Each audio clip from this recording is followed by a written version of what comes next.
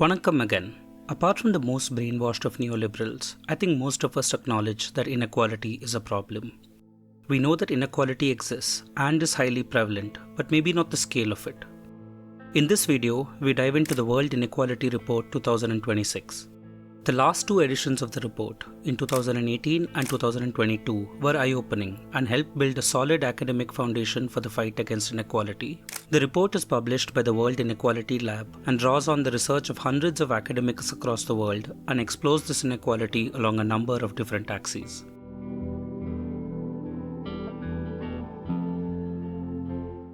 The report starts with something capitalist media sells us well, that the world is getting richer. While till the advent of industrialization, economic rise was tied to population rise, the last 2 centuries have seen a rise beyond this. While the global population increased 8-fold, average yearly income per person increased 16-fold. This is the average, remember. The report essentially deals with how this increased income is spread across humanity. Before getting into the report itself, let's see how the report has stratified the population of the world. The first group is the bottom 50%, that is half of the adult humanity with the least resources. Taking the global adult population as 5.6 billion, that would be 2.8 billion people. The next group is the middle 40% of the population, about 2.2 billion. This group is clearly better off than the lowest, but still not really economically well off. The next group is the top 10%, the economic elite of about 556 million people. The top section can further be divided into the top 1%, that is 56 million, and so on. The need for such finer division at the top will become clearer once we see the data. The need to clump together half of humanity for the analysis to make sense is in itself a depressing prelude. This takes us into the first and most important finding in the report. The bottom 50% of humanity earns only about 8% of the total income. The next 40% gets 38%, while the top 10% earns about 53% of all income. Once we dissect the top 10%, the findings get more bleak. The top 1% earns 2.5 times what the bottom half earns, and the top 0.1%, about 5.6 million people, less than the population of Chennai, earns the same amount as the bottom half of humanity. Leaving income behind and moving on to wealth highlights this further. The bottom half owns just 2% of the global wealth, while the top 10% owns 3/4 of it. The top 1% in this case owns 16 times that of the bottom half. The climb gets sharper at the top too. Imagine a group of 5,600 people, about the population of the village Kokkarayampettai on the banks of the Kaveri, owning the same as half of humanity. Looking at the rates of growth for income and wealth over time also illustrates the urgent need for change. The rates of growth of income is much higher at the top of the income pyramid. When it comes to wealth, the difference is so much more stark. This graph here shows the widening gap when it comes to wealth between the top 0.001% and the bottom 50%. These 56,000 people, just enough people to fit into the 19 May 1956 stadium, currently home to a team playing in the second division of the Algerian League, owns 3 times as much wealth as half of humanity, and increasing.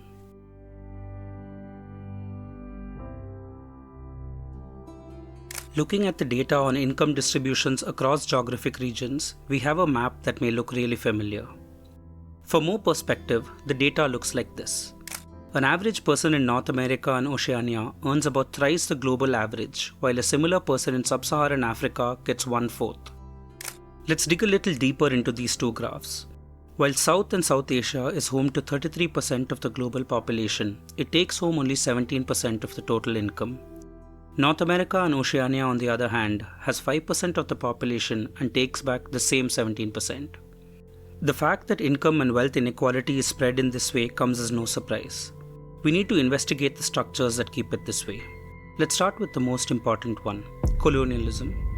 There is a wealth of academic literature on how centuries of colonialism led to a net transfer of wealth from the global south to Europe. A section of the previously colonized world still has its finances too deeply connected to their colonizers, even after formal colonization ended, using the modern colonial tools of the World Bank and International Monetary Fund. European powers and the United States have been able to keep the system going. Colonialism had French industrialists extracting profit from Africa and the French government ruling. Neocolonialism has sovereign governments ruling but the same French industrialists extracting profit. Maybe now the added trouble of having to compete with American industrialists. Structural adjustments, crippling debt, and large-scale dismantling of state services in much of the colonized world means they still can't improve their economic situation. We've covered this aspect in much more detail in our video about the World Bank. Do watch it if you haven't already. The countries at the receiving end of this economic injustice have few options. There is just too much stacked against them. The impacts of climate change will make this worse, but this is something we will discuss a little later in the video.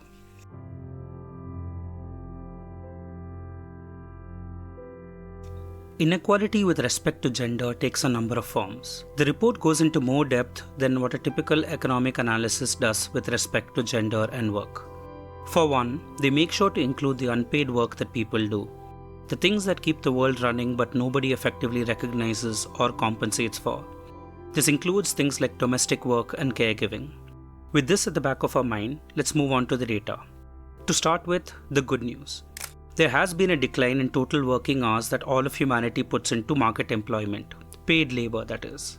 This has occurred due to a number of factors.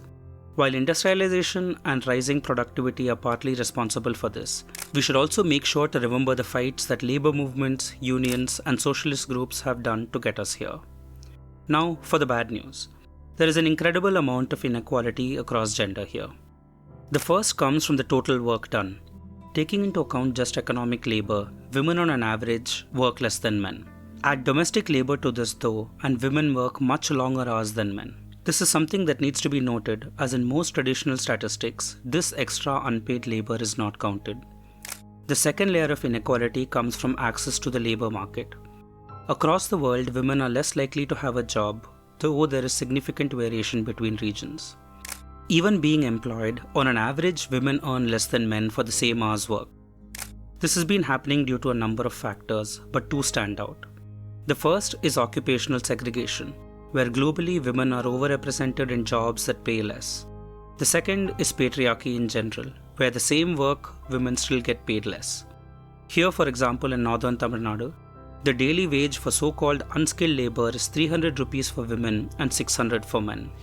All of these inequalities compound to bring the female labor income share much below the point of parity, and though there is slow improvement being made in some regions, for the vast majority of the world, it has plateaued.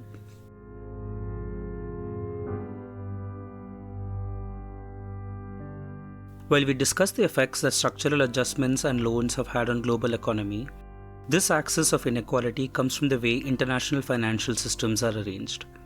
With the dollar being the reserve currency, financial assets in the United States are considered the safest. This lets institutions there borrow at very low rates and then reinvest it abroad, usually in the global south, for much higher returns.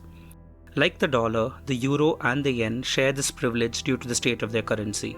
This essentially means that three groups of countries make a neat sum just by the way global finances are structured. This excess money has to come from somewhere though, and it does by hurting the overall GDP of all the other countries. Let's take the poorest 20% of the countries. Here, the effective amount that they lose out through this system is higher than the average amount they can spend on health.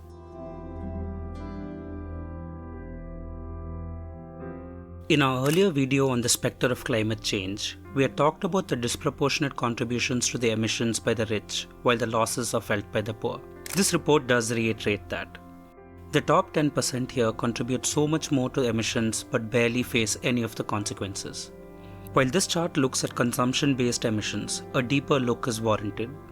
We need to acknowledge the emissions from ownership too. For example, a rich person driving an electric vehicle and buying vegan groceries at an artisanal store in central London may have relatively minor contributions to emissions directly, but take into account emissions from a foreign factory they may own and the picture looks different.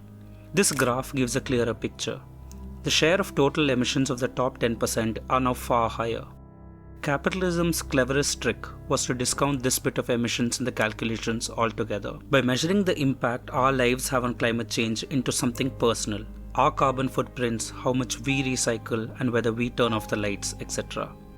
This lets those who create this mess in the first place and those who ensure the system continues to run not take any accountability for the damage from the things they own. This is a much broader topic and warrants a video on its own.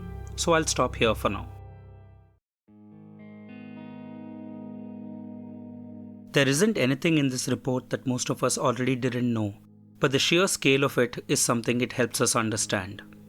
Reliable reports like these do come out at regular intervals, and each one brings the same gloom and spark discussions for a while.